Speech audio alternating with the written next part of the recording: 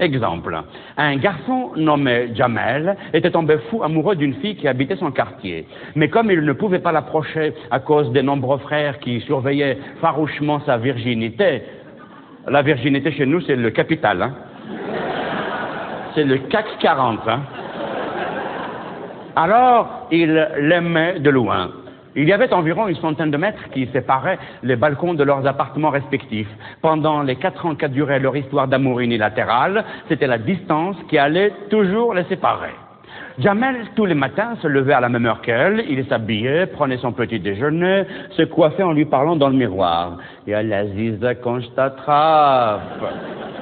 Puis il descendait l'attendre en bas de l'immeuble. Dès que la jeune fille sortait pour aller au lycée, Jamel la suivait discrètement, en maintenant les 100 mètres de distance, mine de rien, comme si de rien n'était. Salam alaikum, sahaho, labbat, hamdullah, oui, ça va très bien. Oui, je vais chercher du boulot, là. Pendant 4 ans, la fille ne l'a jamais remarqué, tellement il était fort. Dès qu'ils arrivaient au lycée, la jeune fille entrait et Jamel allait occuper une portion de mur en attendant l'heure de la sortie et il en profitait pour faire sa petite séance de hétisme matinal. Le hétisme en français, l'équivalent ce serait le murisme. C'est la pratique quotidienne du mur. Vous savez que chez nous en Algérie, les murs c'est des centres culturels. C'est cette fameuse philosophie qui permet, grâce à son dos qu'on appuie sur un mur spatio-temporel, d'accéder à de très hauts niveaux de spiritualité transcendantale.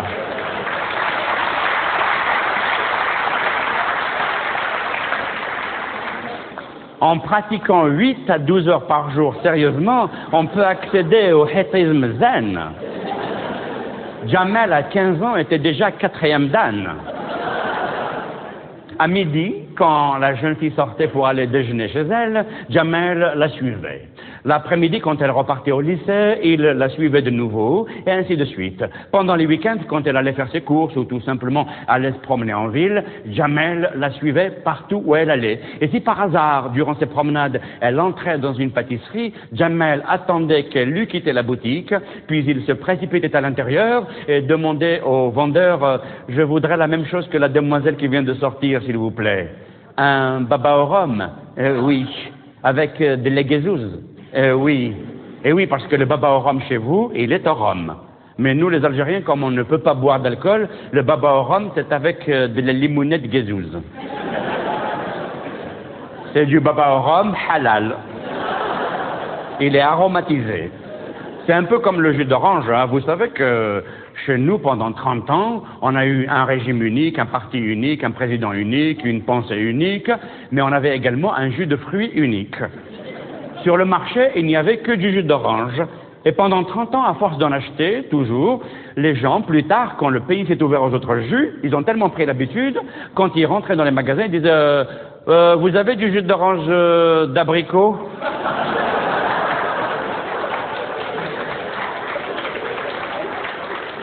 Ah, désolé, nous n'avons que du jus d'orange. Après avoir obtenu le bac, la jeune fille est entrée à la faculté centrale d'Alger et elle prenait le bus tous les jours pour s'y rendre. Jamel, lui aussi, prenait le bus tous les jours pour s'y rendre. Il se tenait le plus loin possible d'elle et la surveillait tout en évitant de croiser son regard. Il prenait garde à ce qu'elle ne se fît pas coincer par un caleur professionnel. Vous savez, les caleurs, c'est ces types qui, chez nous, passent des heures entières, des journées dans les bus, repèrent les jeunes filles seules et ils se collent à elles. Ils les calent. Comme les bus, ils font beaucoup de secousses. Comme ça, les filles, elles tombent pas. Ils font du service public, hein, c'est des volontaires. Et... Ah bah oui. C'est des bénévoles. C'est de l'emploi pour jeunes, hein.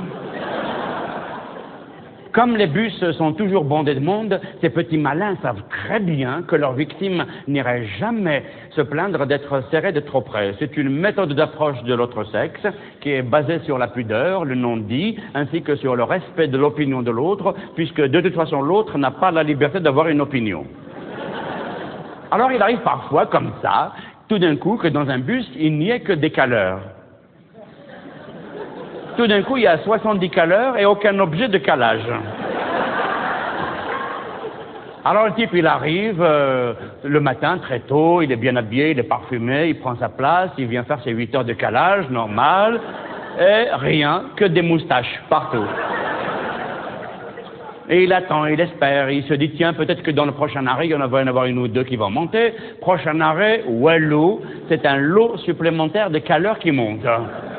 Et ça se serre là-dedans, ça se serre. Et le type, il espère, il attend, il espère, et tout d'un coup, hop, c'est lui qui se fait caler. C'est le caleur calé. Ce qui fait que le caleur qui est calé, automatiquement, lui-même, cale le caleur qui est devant lui. Et l'autre fait la même chose, et ainsi de suite. Le caleur qui cale, le caleur qui cale, le caleur, jusqu'au chauffeur d'autobus qui lui aussi, il est calé. Oh, yaché ce matin, yaché. Ah ben voilà, j'ai calé, Nadina. Oh.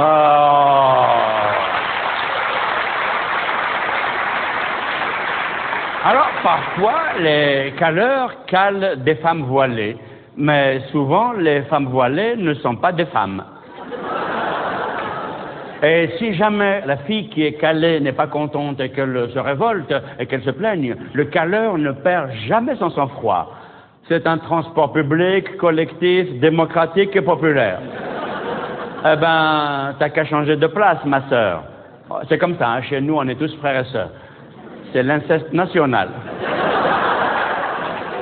Eh ben, t'as qu'à prendre un taxi. Qu'est-ce que tu crois? J'ai un bel que moi aussi, je souffre. Depuis ce matin, je suis debout, moi. Mais je prends mon mal en patience, je résiste, je tiens le coup. Mais n'aie pas peur, ma sœur, hein, je vais bientôt arriver et tu pourras descendre. Un jour que Jamel, adossé au mur situé juste en face de la faculté centrale, attendait sa dulcinée, il voit la jeune fille sortir, courir en riant vers un garçon et l'embrasser. Jamel, fou de rage et de désespoir, a traversé la rue sous les coups de klaxon furieux et les crissements de pneus, se précipite sur elle, la saisit par le bras, la retourne, la regarde droit dans les yeux et lui dit « À partir de maintenant, toi et moi, c'est terminé. »